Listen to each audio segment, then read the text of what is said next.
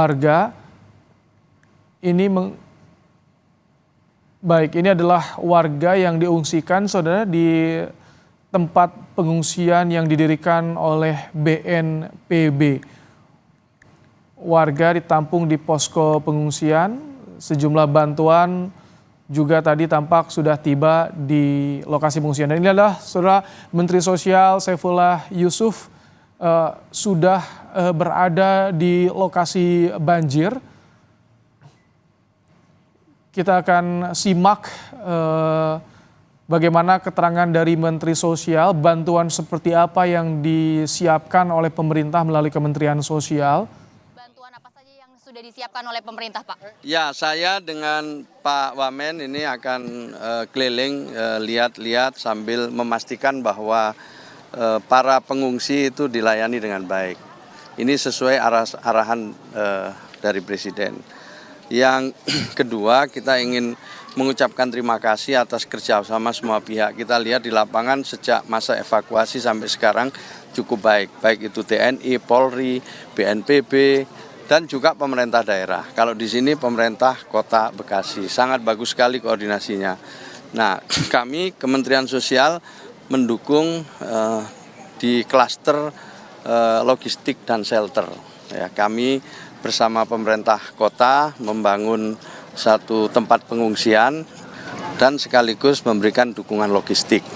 Sampai malam ini cukup banyak yang sudah kita kirim, mulai dari kasur, bantal, obat-obatan, kemudian juga pakaian untuk ibu-ibu, lalu ada tenda, dan hal-hal lain termasuk adalah makanan siap saji. Sebagian lagi kita dukung dengan membuat dapur umum di Kecamatan Jati Asih. Sampai malam ini kondisinya para pengungsi bisa dilayani dengan baik. Lihat situasi di sini ya.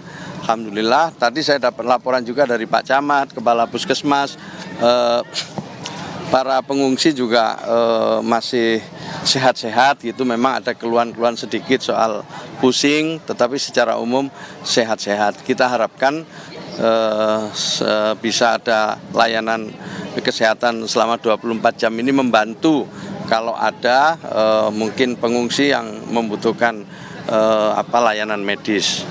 Kemudian untuk kebutuhan-kebutuhan lain sampai saat ini kita bisa lihat sekarang secara langsung bisa tercukupi. Di samping dukungan dari pemerintah, tapi juga ada bantuan-bantuan dari masyarakat umum. Jadi sampai sekarang situasinya begitu. Kemudian pengungsi yang ada di Kota Bekasi ini sampai malam ini ya teridentifikasi ada sekitar 1.500 KK atau setara dengan 11.000 jiwa lebih.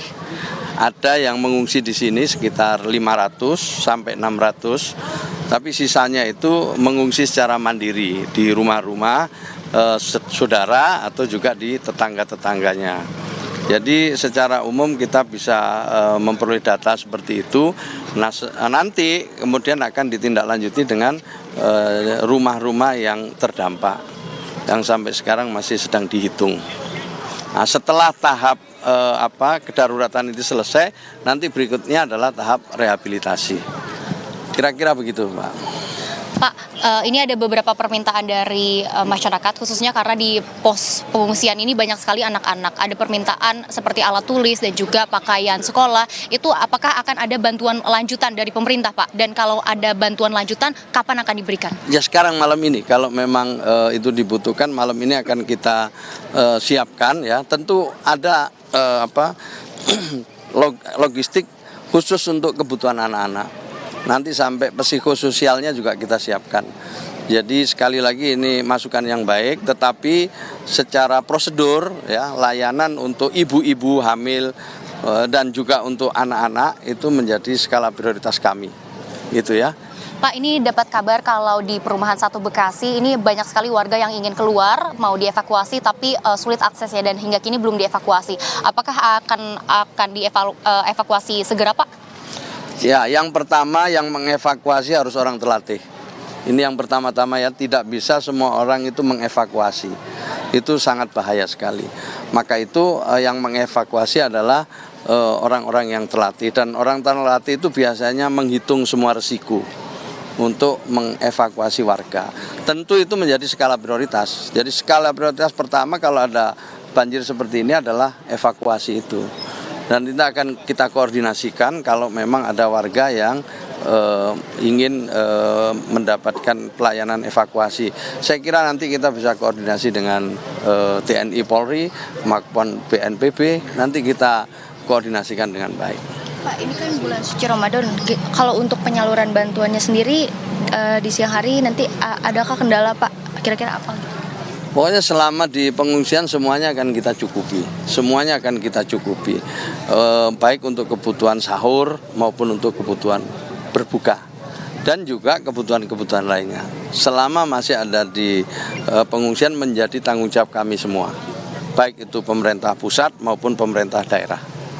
Pak, ini tadi saya berbincang dengan warga dan ada yang mengatakan bahwa ingin ada mediasi antara pemerintah dan juga warga setempat karena banjir seperti ini sudah sangat sering, Pak. Dan warga juga mengeluh apakah nanti harusnya direlokasi atau seperti apa. Kalau dari pemerintah sudah adakah upaya untuk mediasi dengan warga setempat?